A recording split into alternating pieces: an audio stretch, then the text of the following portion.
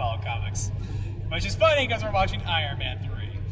Speaking of which, okay, let's actually do this whole, like, intro before the video thing. What? What's a that thing? I thought we were going to just ramble on about random shit. Let's talk more about Sonic. We've been rambling for 20 minutes. Okay.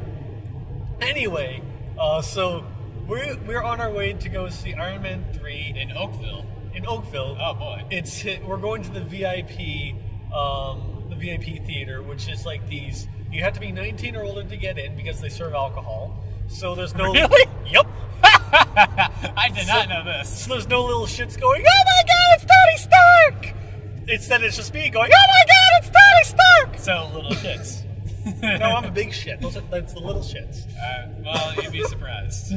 But anyway, so we're going to go see Iron Man 3. It's in the VIP thing, which are like these giant seats, big screen, it's reserved seating, yada yada. So the movie starts in 5 minutes, and we're not there yet. But because it's reserved seating, it doesn't really matter. Yeah. I'm going to be asleep for most of it, probably. Well, who knows? Maybe after 30 minutes. As you can tell, I'm not terribly invested. But yeah, no, it's tomorrow. Well, in about 2 hours. Less than 2 hours. It's the anniversary of the rotation of the sun on the day that he started existing. So I decided I'll take him to go see Iron Man 3. A movie you want to see. Yes. Hey, I got some popcorn. I like popcorn. Exactly. Or a chance to get popcorn and some nice seats. Oh, the seats are awesome. An excuse to spend time with the brother Spawn who got to play as Mario first. I suffer from the genetic defect known as an older brother. That's why I like Luigi. Fuck Luigi, I want Mario! This is the year of Luigi. The 30th year. I went on the Wii U, and they have like a panel for it. Yeah. So I click on it, but there's no information about stuff. I'm like, really? even though it's there, it's like it's still like overshadowed by everything else. Yep. And that's the whole thing. Whenever we would play games growing up, if it was Nintendo games like Mario games, I would always be Mario and he'd always be Luigi because I'm older, bitch. Exactly. You guys are fair one, which is oddly enough because I always won. Not always, but not always. There'd be stuff that I'd be better at than he did, and then it'd be a competition back and forth. Because then there'd be the times where I would just kick your ass, and then you throw a controller across the room. And then as you grow up, you favored villains more than I favored good guys. What can I say? They're more fun. Freaking Shadow? I told you, man. Shadow is the shit. It's actually funny that you mentioned that. Do you know of a webcomic called Order of the Stick? I've heard of it. You probably should read it. It's a really good comic that basically takes D&D rule sets. Okay. Throws it into a world where all the characters know of the rules. For some reason, the Order of the Stick sounds painfully familiar. Like, do you know who does it? I don't really remember characters or whatever. No, but I mean like the writer. Yeah, I know. I don't know names that well. The only real name I know is Brian Clevenger, who did Ape at Theater. Okay. If you recall, it's probably not. There's one guest comic done by the guy who does Order of the Stick. All I remember about 8-bit theaters. I like. Not that I'm complaining, but how do you miss a mountain? Volcano. Whatever. Same thing. It's the same thing. It's still equally big, and how the fuck do you miss it? The landmass is huge, and where's that thing going? I think my favorite part is when they all got class changes, and then Red Mage suddenly started to do the joke, and he goes, "How do you sell this?" Then Blackface gets all pissed, saying, "How did you learn blue magic?" And then Thief suddenly becomes a ninja. It's like, how did you do that? Oh, I stole it from the future. Which actually became another really big in joke that you'd only get if you actually read the comic back in that time. So, Final Fantasy, its ninjas are red because they like to hate ninjas. They didn't understand ninjas would have to be black. But whatever. So anyway, this side train aside, I was gonna keep going, but okay. We're just getting to the theater. We're just about to get off the highway. So then we'll continue the video and actually tell you what we thought of the movie. Assuming I actually stay conscious for it. I'll be staying conscious for it. Do you know why? I'll probably be drinking the root of the beer of the Barks, assuming they have Barks. If they don't, I'll be sad. I think they have Barks. I'm pretty sure they're a Bark shop. Yeah, Bark shop, Coke shop. Yeah. Although, granted, seeing a Coke shop's kind of doesn't matter because Pepsi's owned by Coke.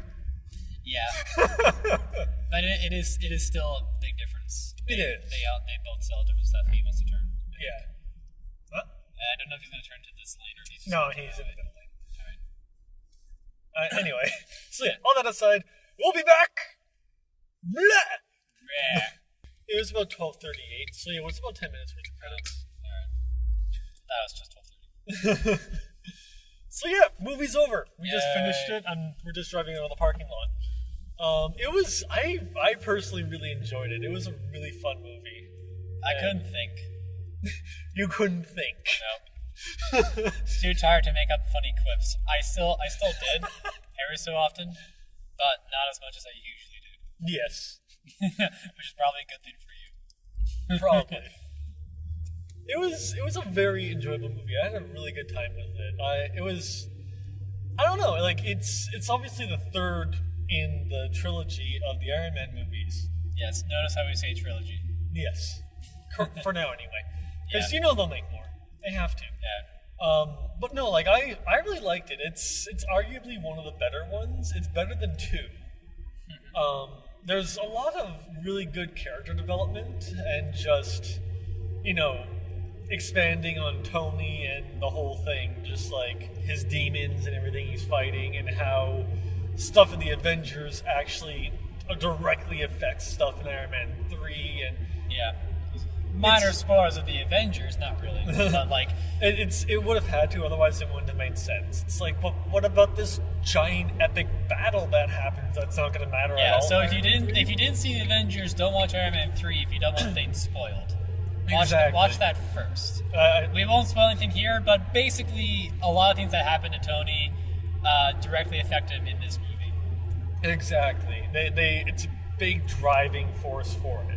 Which they even show a couple of scenes. They do, but not too much. Like, Yeah, they don't show everything, but they just show like snippets. Like he basically has anxiety, like panics every so often because of the events. So it's basically, if you haven't seen the Avengers, don't watch Iron Man 3. Unless you don't if care. you haven't seen the other ones, like it's one of those things, right? Like they're doing something different. It's like comic books. You gotta watch from the beginning. It's like comics, or it's like a TV series, right? Like if you watch How I Met Your Mother, if you were to jump in, halfway through season 8, you're not going to know at all what the hell's going on.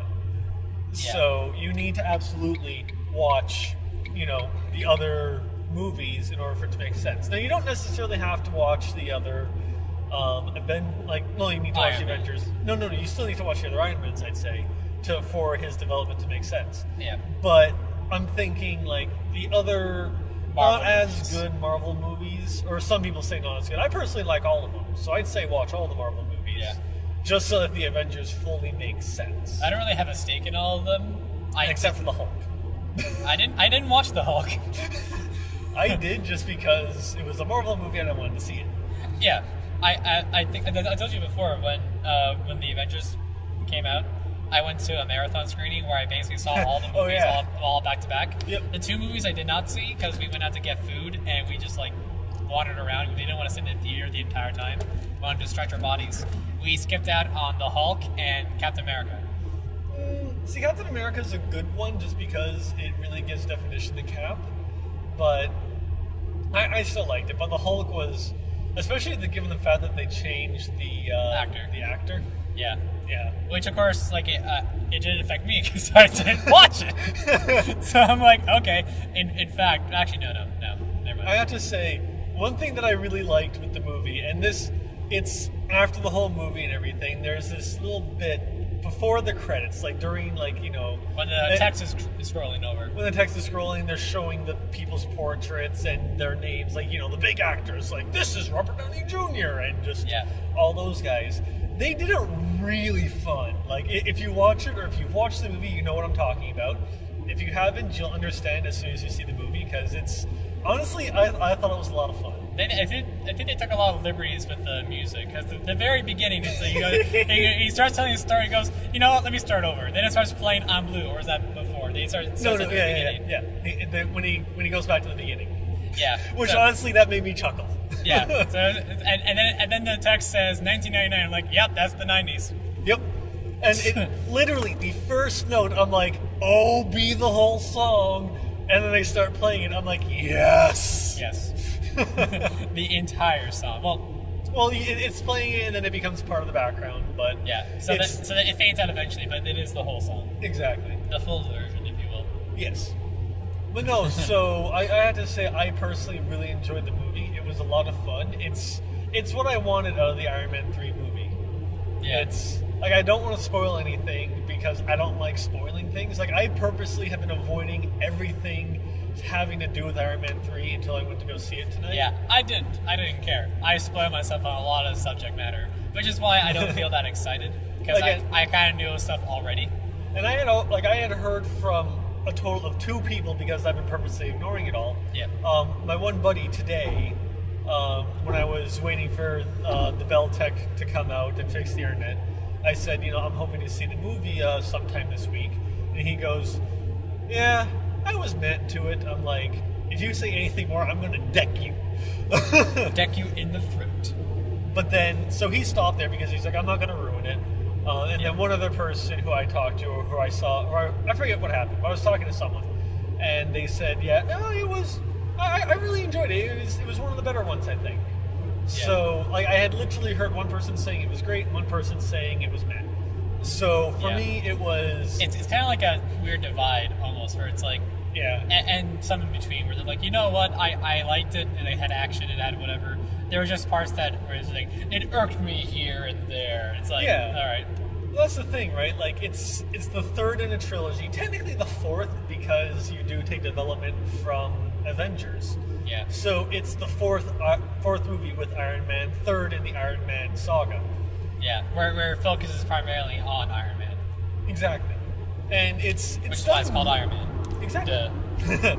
And for me, it was done really well, but I understand where people are coming from, where they maybe have certain expectations. Yeah. Or they're like, I think I want it to be like this, I want this, I want this. It's like, if you did this, why didn't you do it here? I mean, like, well, what's the point, right? Yes. And it's like, because... One really big thing to note, neither of us have read the comics. No. So we do not have the time to do that.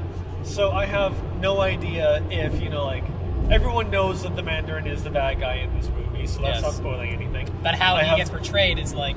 I have no idea if that's what it's like in the comics, so maybe people are like, this is not the Mandarin from the comics. And I think that's what one kind of complaint is. Which I could see is valid. Yeah. But like I said, since we haven't read it, it's a moot point for us. And even then, it's a moot point because a movie adaptation is going to be different. You can't make everything exactly the same, because otherwise, where's the charm in it? You're going to be seeing the exact same story again. So what's the point? Yeah, I agree. So I really enjoyed it. I think it was a really fun time. It's definitely worth watching if you haven't seen it. It's definitely I've seen people on Facebook posting that I'm gonna go see it with so and so. Yeah. It's gonna be their first time. It's gonna be my second or third. So it's obviously people are really enjoying the movie, and it's at least worth the price of admission. Yep. And we were the only ones there for a good 10 minutes. Yep.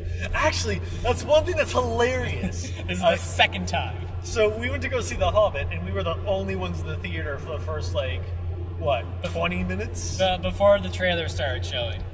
And so we get there, we get to the theater, and we're told that we're the only ones who have tickets to it. And I'm like, that's... To Iron Man 3. To Iron Man 3. And I'm like, okay, I'll take it. So then it's the whole reserve seating. We talked about that at the beginning. But I'm just like, you know what? Fuck it. We're just going to sit wherever we want, because at this point it doesn't matter. The world is ours. So, but here's what's funny. I take a picture, I try to tweet it. It wouldn't tweet for I have no idea why. Internet. But then finally, I did get the tweet out. At the end of the movie. At the end of the movie, I sent out the tweet. At which point, 5 minutes later, Falling Pizza sends a reply going, wow, deja vu, with an image to when we went to go see The Hobbit back in Christmas. And it took him 5 minutes. I'm like, that was a lot faster than I thought it was going to be. I knew someone would pick up the fact that this had happened to us before, but I didn't think it was going to be that fast. Yeah, pretty impressive if you think about it. It was. I even tweeted back going, wow, I did not... Good on you! You have a lot of time on your hands. I'm sorry. I'm not sorry. Yeah, no. So it was. The camera keeps moving. It's kind of annoying me. At least I think it keeps moving. It could just be me. It could just be you. You see David slowly go down at the shot. It's like, I know, I'm over here. But yeah, so it was a very good movie. Not spoiling anything. It was a very, very enjoyable, very fun movie. Definitely worth seeing. Yeah. It's hard to talk about movies when you can't give spoilers. You can't spoil things. And that's the thing. Like it's not something that you want to spoil, but just for the sake of it, in case anyone is curious or if they want to know our deep down thoughts on it, I'll say from this point forward, it'll be spoilerific. So just skip ahead if you don't want to see it, or stop just watching. Stop watching. Go away. Go play Sun League or whatever you want to do. Leave comments below and tweet. Rate, comment, subscribe, whatever. Exactly. Rate, comment, subscribe, like the video, happens. send tweets to the Pixel's Edge Twitter or to my Twitter, the Fat32. And spoiler time. Where should we start then? I don't know. It's really hard to say because there's just it was a really fun movie, at least for me. Like, yeah. Like, what did you think? Like overall? Like I said, when we started this, I was so tired. You might be able to tell. Now I'm more awake, but it's still there. So, I said it already. I didn't think. Yeah. It was a movie that I turned off my brain at. Because today I had a big day at school. Well, not big day. It's like a standard work day, but it was still a day where like, I'm up at 6, come home at 6:30. Yep. Screw off, everybody. I'm going to bed. But no, like it was a really. Yeah. I really liked it. Just you saw the beginning of the movie starts off with Tony, like you see the suits exploding and yeah, the suits explode and he starts talking about his demons. Yeah, and it's being narrated by Tony, and so he's going on about his demons and just like things happening, and then he's like, you know what, this is too far. Let me start back in the beginning, which is where I chuckled because that's kind of an in joke for us. Yeah. So it goes back to 1999, like David said before. It shows really a scene that wasn't shown before because it wasn't necessary. Yeah. It was a scene just to kind of explain backstories of the villains, really. Exactly, just kind of like how the villains were formed. Well, not just the villains, but the other plot points in the movie. It's basically foreshadowing. Exactly, and he even said like, "This is where my demons were created." So it shows where he created like an arch rival, essentially, or like where the drive came from for the villains. And really, this movie is him telling a story to someone else. The someone else you find out in the stinger of the movie, who is Bruce Banner. Yep. Who is completely like, Tony, I just want to sleep. No, or whatever it was. It was really, like, oh, fuck. See, that time the camera actually didn't. We saw it. You saw it. I was like, what? So, what happened is, the movie the stinger is that he's telling Banner, and it turns out Banner fell asleep while he was explaining the beginning of the thing. So he missed all of it, but all that was funny. But the rest of it, though, like, it's just kind of going through the motions where his bodyguard is now the head of security at Stark Industries. And because he can't be the bodyguard for Iron Man. Why the hell does Iron Man need a bodyguard? He's Iron Man! Exactly. He is his own bodyguard. God damn it. Including all the other Iron Mans. So, he turns out he can't sleep. He's having major anxiety because of what happened to him in New York. Him going through the wormhole and then like falling unconscious into what he thought was dying. And fighting against eldritch abominations of aliens, where he's like, okay, this is fucked up. Because he's this mecha genius who just understands everything, and that there's just all of a sudden this entire other realm that he didn't know existed and that he can't wrap his head around, it's driving him nuts. Yeah. He can't sleep, he has anxiety problems. Not to mention that the fact at the end of the Avengers, no spoilers for that one, is he's basically the hero of that movie. Yeah. Where if it wasn't for him, they wouldn't have closed the wormhole and all that stuff. So no, they still would have closed the wormhole. It's just if it wasn't for him, New York would have been nuked. Yeah. Because the powers that be sent a nuke in to destroy New York, but then to stop that, he then grabs the nuke and throws it through the wormhole, but he has to guide it through the wormhole. But At which point... he's basically the world-renowned hero. He's the guy who saved New York. He's like... So it puts a lot of pressure, I would say, on him. And, Agreed. Which does not help his anxiety thing. No. It's actually what's fueling his anxiety. Like, as people start mentioning New York, and they're like, well, how did you make it back through the wormhole? And how did you survive? The entire time, he's like, I don't want to talk about it. And every time people keep trying it, it sends him into these panic attacks. Yeah, because they won't shut up.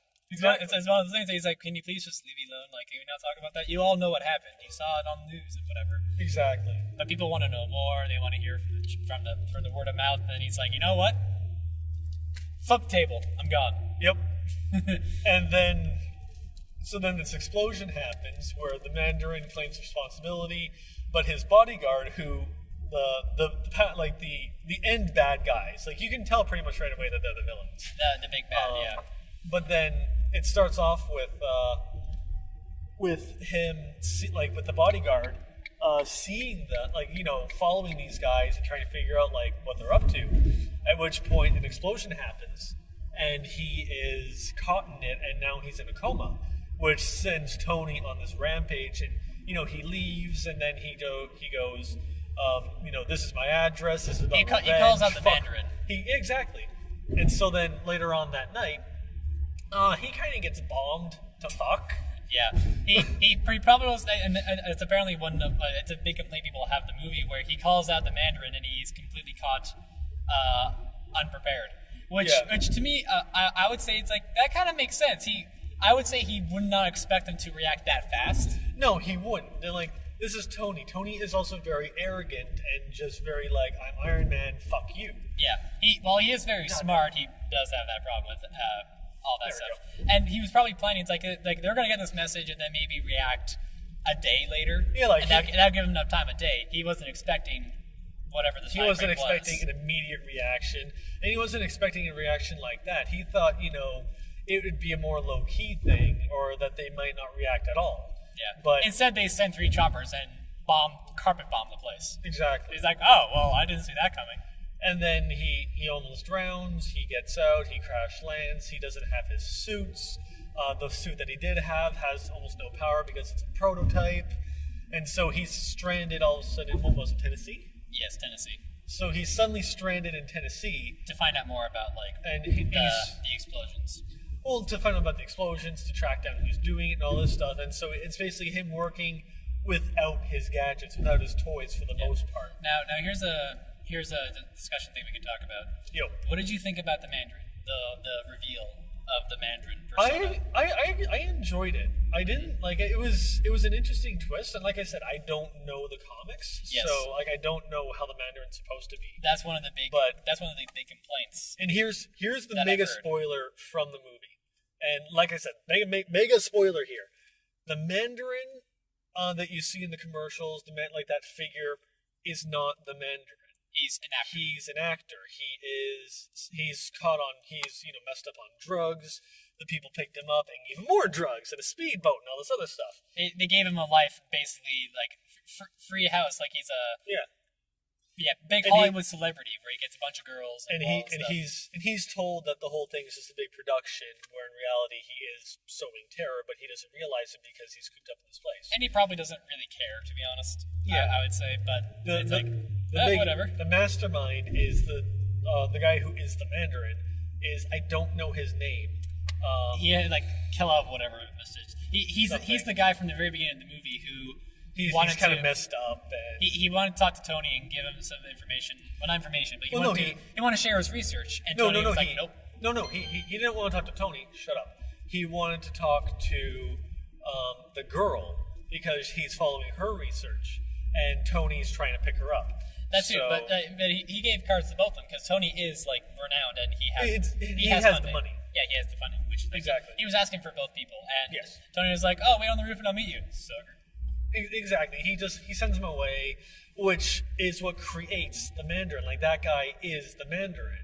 Yeah. And in the context of the movie, again, we don't know the comics, so whatever the Mandarin is. Like, supposedly he's completely different in the comics. Which I would believe that. Like, I have to figure that in the comics, the guy who is the Mandarin, like the dude with the beard and the big following, is that guy. I don't think he can breathe fire. No. Yeah, that was a little over the top when he fucking breathed fire. Yeah, because basically the villain of well, not the villains, but the main antagonists of the movies are people who have fire powers, basically.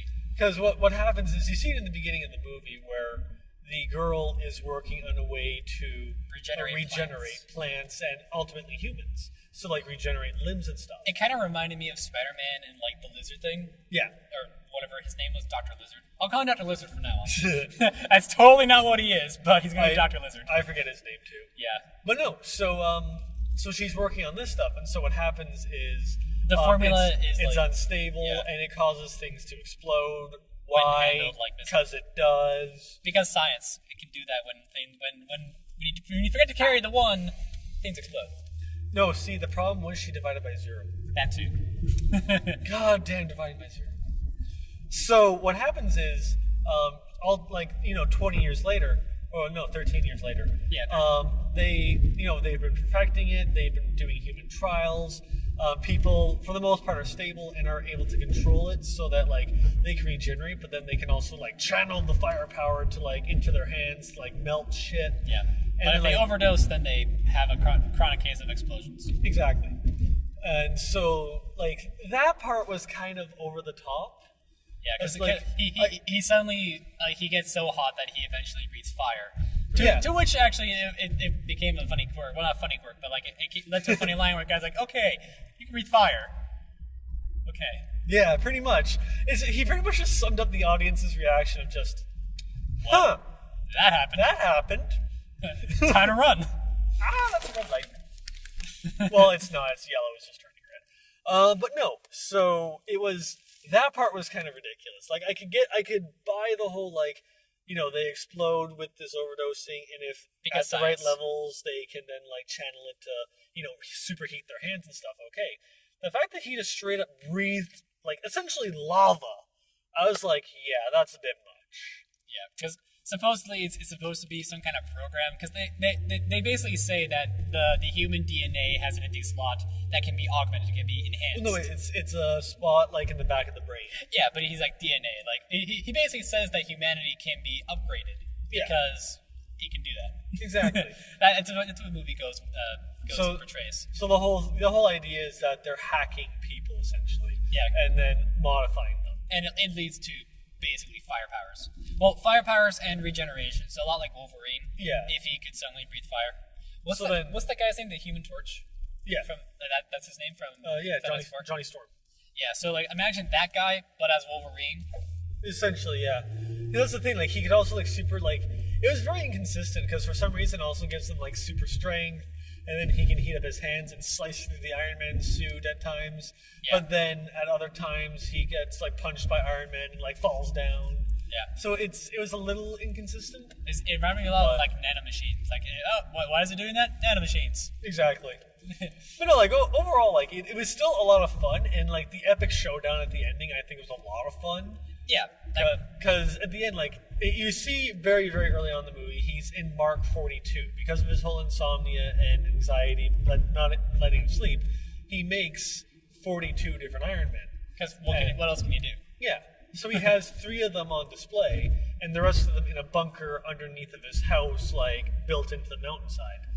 So when the house gets destroyed, it doesn't, so that during the final showdown, the construction crew that's clearing out the debris from the house clears off that dome. So now it opens up, and then Jarvis is controlling the 42 Iron Men and having this epic, like, Iron Man showdown versus the Fire People showdown. He basically calls an Iron Man army, which actually kind of makes me wonder about one big plot point from the first movie, is that he didn't want to mass produce the Iron Man suits for the intent purpose of not wanting to have them used for war.